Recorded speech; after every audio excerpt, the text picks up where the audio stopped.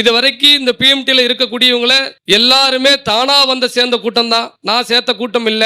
ஏன்னா அந்த சக்திலாம் நமக்கு கிடையாது. எங்க ஐயா முத்துராமலிங்கத்தோட ஆசையிலையும் பூலித்தேவருடைய ஆசையிலையும் கூட்டம் கூட்டமா இன்னைக்கு பிஎம்டில வந்து எல்லாரும் இணைஞ்சுக்கிட்டு இருக்காங்க. அதை நினைச்சு நான் ரொம்ப பெருமை அடைகிறேன். இந்த புளியங்குடியில மட்டும் இல்ல, தமிழ்நாட்டில் உள்ள நான் ஒட்டுமொத்தம் சொல்றேன், கல்லர் மறவர் அகமுடையர் இந்த 3 பேருமே ஒரே இனம் தேவர் இனம் அப்படின்னு சொல்லி தான் நம்ம நினைக்கணும், நம்ம பேசணும். கல்லர் மறவர் அகமுடையர் 3 பேருமே நம்ம அண்ணன் தம்பி தான் அப்படின்னு தான் நம்ம பேசிட்டு இருக்கோம். அப்பேற்பட்ட நம்ம எந்த காரணத்தை கொண்டும் தயவு செய்து சொல்றேன், அந்த தேவமாறு இந்த தேவமாறுங்கிற எண்ணம் உங்க மனசுல யாரும் வந்துடக்கூடாது. அது நம்மளை பிரிக்கிறதுக்காண்டி எதிரிகள் செஞ்ச சதிதான் அந்த தேவமாறு இந்த தேவமாறுன்னு சொல்லி. தேவமாறுனா எல்லாரும் தேவமாறு தான். அதை நீங்க எல்லாரும் முதல்ல நீங்க மனதில் நினைக்கிய.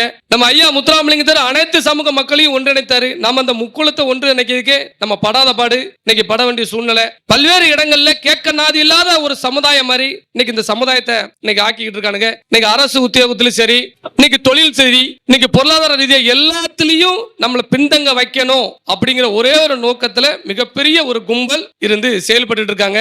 அதுலலாம் நீங்க பாதிக்கப்பட்டு இருப்பீங்க அப்படிங்கிறது தெரியும், அதுல மாட்டுக்கத்தே கிடையாது. இந்த நாட்டுக்கு சுதந்திரம் வாங்கி கொடுத்த ஒரு பரம்பரை இன்னைக்கு நம்ம சுதந்திரம் இல்லாம இருக்கும் அப்படிங்கிறது உங்களுக்கு தெரியும். அந்த தேவர்ங்கிற வார்த்தை பயன்படுத்தினா, அந்த காலத்துல தேவர் அப்படின்னா எல்லா சாதியும் அனுசரிச்சு எல்லா மக்களையும் காப்பாத்துறவன் தான் தேவர். அதனாலதான் நமக்கு தேவர்னு பேர் வச்சாங்க, பட்டம் கொடுத்தாங்க. ஆனா இன்னைக்கு இந்த வார்த்தையை பயன்படுத்த கூடாது அப்படின்னு சொல்லி திட்டம் போட்டு இதுல வந்து இன்னைக்கு பண்ணிக்கிட்டு இருக்காங்க. எதனால அப்படின்னா, உலகெங்கு ஆண்ட சேர சோழ பாண்டியர் வம்சம் நம்ம இந்த இனம், அந்த இனம், அந்த பாண்டியர் இனம், அந்த சேர சோழ பாண்டியர் இனம் வந்து மீண்டும் எந்திரிச்சிடக்கூடாது அப்படிங்கிற ஒரே ஒரு நோக்கத்துல தான் இன்னைக்கு வந்து செயல்பட்டு இருக்காங்க.